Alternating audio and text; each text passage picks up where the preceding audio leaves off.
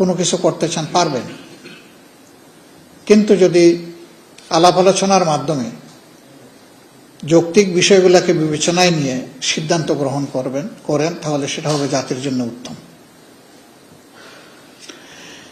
এই সংসদটা হঠাৎ করে এইভাবে হয়নি, একটা বিশেষ প্রেক্ষাপটে হয়েছে। বাংলাদেশের প্রথম জাতীয় সংসদ তার মেয়াদ পূর্ণ করতে পারেনি, দ্বিতীয়টা পারেনি, তৃতীয়টা পারেনি, চতুর্থটা পারেনি। 91 সালে গঠিত সংসদই তার মেয়াদ প্রথম পূর্ণ করে বাংলাদেশের স্বাধীনতার পর। 96 সালে দ্বিতীয় সুযোগ, 2001 সালে তৃতীয় সুযোগ, এবং 2008 সালে যেটা হয়েছিল সেটাও পূর্ণ মেয়াদ পূর্ণ করেছিল।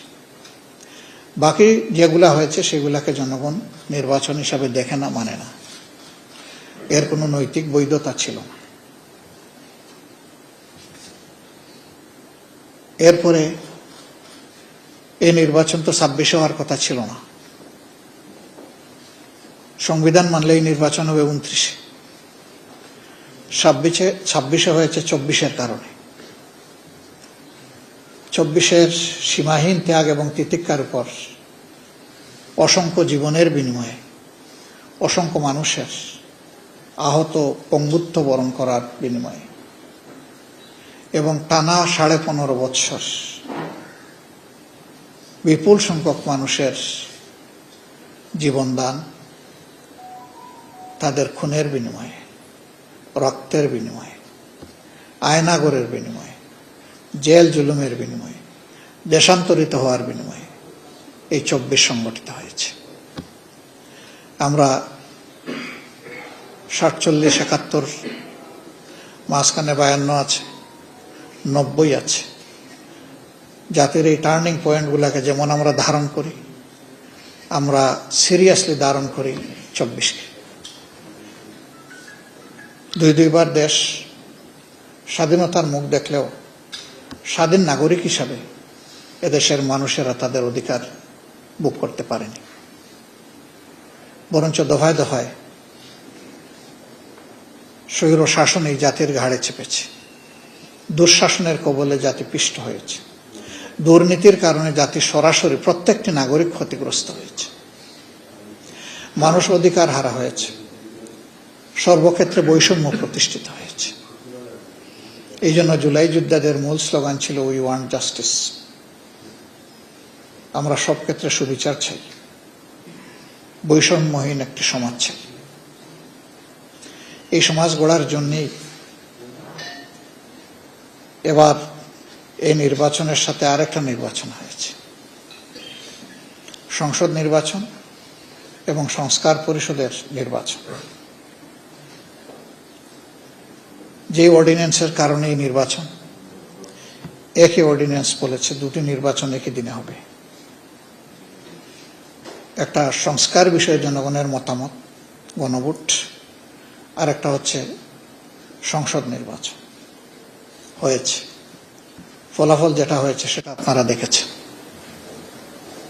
আমরা দেশের বৃহত্তর স্বার্থে এই ফলাফল মেনে নিয়েছি, দুটো ফলাফলই মেনে নিয়েছি।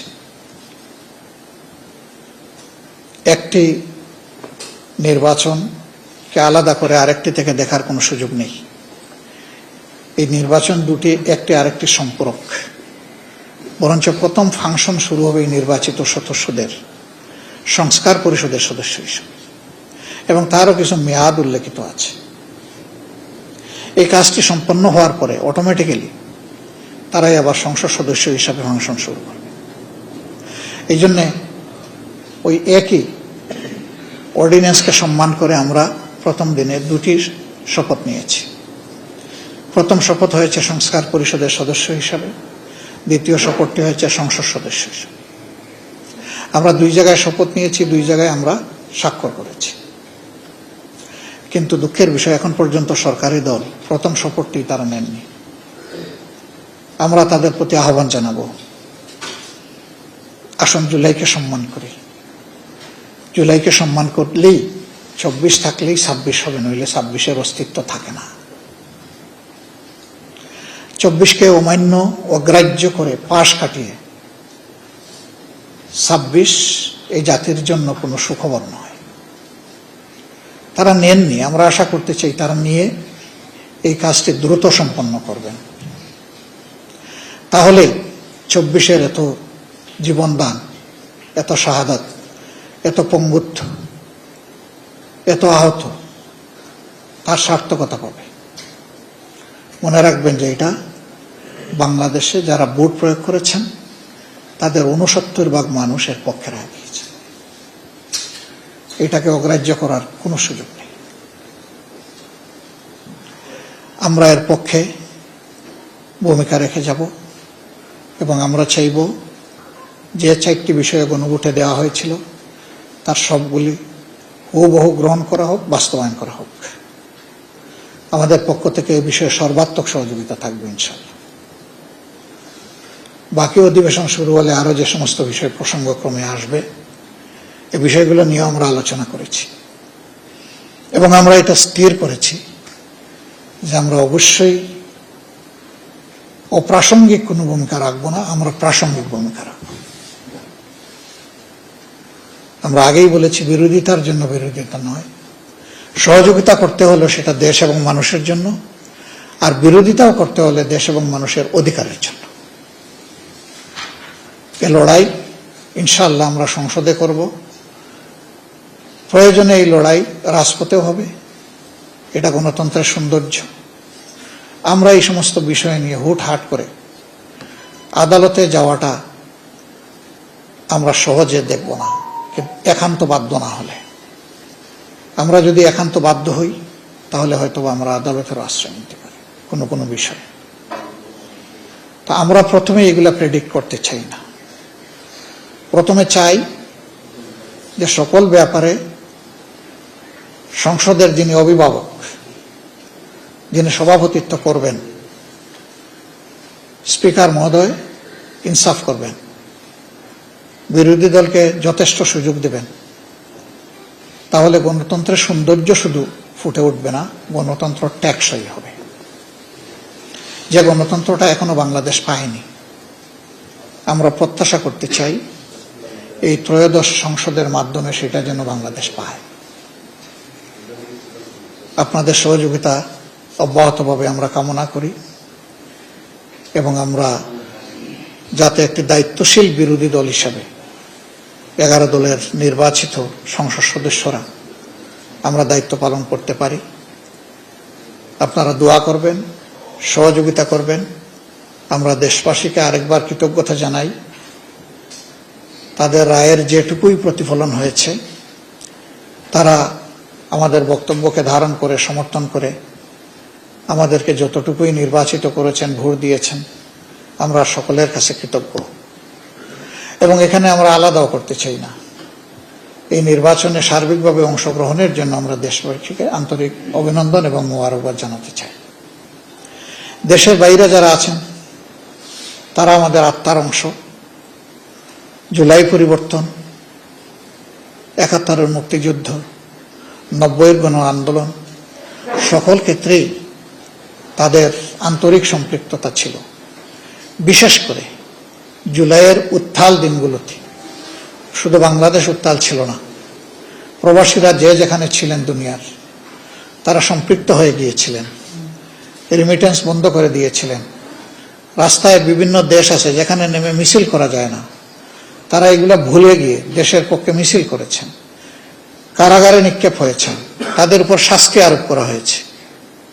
আমরা তাদের ভূমিকাগুলোকে শ্রদ্ধার সাথে স্মরণ করি। আবার অনেকে তারা মিডিয়ার মাধ্যমে, লেখনের মাধ্যমে শক্তিশালী ভূমিকা পালন করেছে।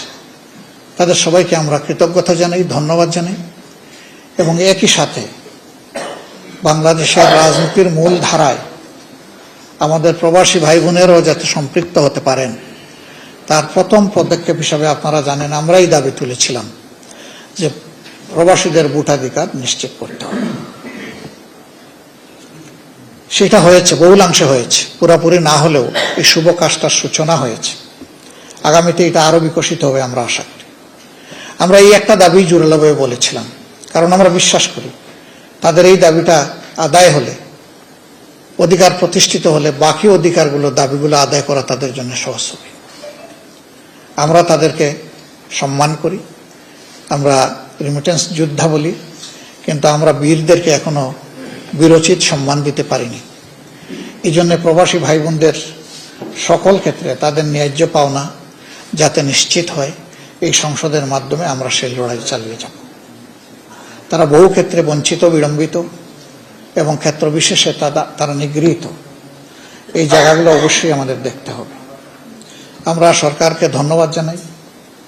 আমরা বলেছিলাম, সবার আগে আমরাই বলেছিলাম ইলেকশনের সময়, যে আমরা নির্বাচিত হয়ে সরকার গঠন করার সুযোগ পেলে বিদেশে আমাদের কোনো প্রবাসী ভাই বোন ইন্তেকালের পরে তার পরিবার এবং তিনি যদি ওসিয়ত করে যান যে তার দাফনটা বাংলাদেশে হবে, তাহলে তাদের লাশ সরকারি খরচে শ্রদ্ধা এবং সম্মানের সাথে বহন করে নিয়ে আসা হবে। ইতিমধ্যে সরকারের প্রবাসী কল্যাণ মন্ত্রণালয় ঘোষণা দিয়েছে, এটা তারা বাস্তবায়ন করবে। আমরা তাদেরকে অভিনন্দন এবং সাধুবাদ জানাই। আমরা যে দাবিগুলো করেছি, তারা যদি সেই দাবিগুলো বাস্তবায়ন করেন, আমরা এইভাবেই তাদেরকে অভিনন্দন জানাতে থাকবো, কোনো সমস্যা নেই। কারণ আমরা দেশের মানুষের কল্যাণ চাই, আমরা প্রিয় দেশের ভালো চাই। যে কাজ আমরা করতাম সেই কাজ তারা করলে অভিনন্দিত হবেন।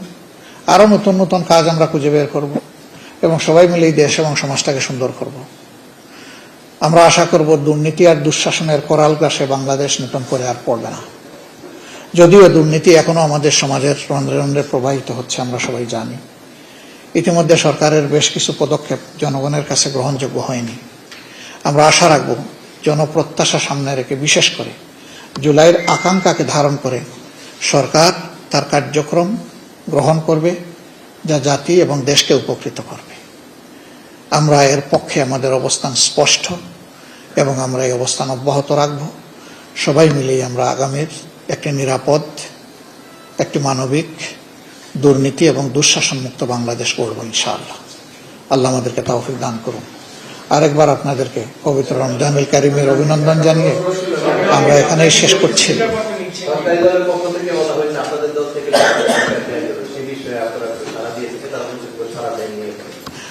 হ্যাঁ, তারা নন অফিসিয়ালি আমাদের সাথে যোগাযোগ করেছেন, কথা বলেছেন, আমরা তাদেরকে ধন্যবাদ জানাই।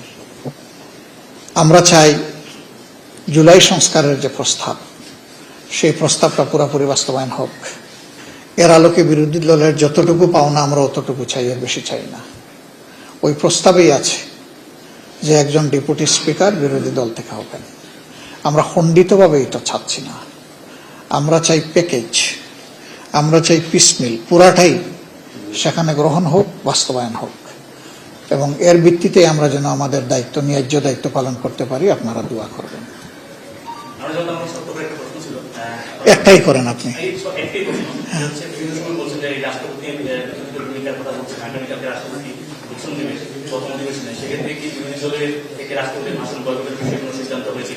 হ্যাঁ, আমরা অনেক আলাপ আলোচনা করেছি এই ব্যাপারে এবং কালকে আমাদের ভূমিকা দৃশ্যমান আপনারা দেখবেন। যেমন সূর্য উঠবে তেমন ভাষণ শুনবেন এবং আমাদের ভূমিকাও দেখবেন। ধন্যবাদ সবাইকে। আসসালামু আলাইকুম।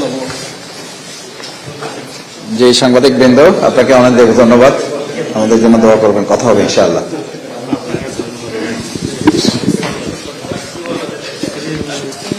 Thank you.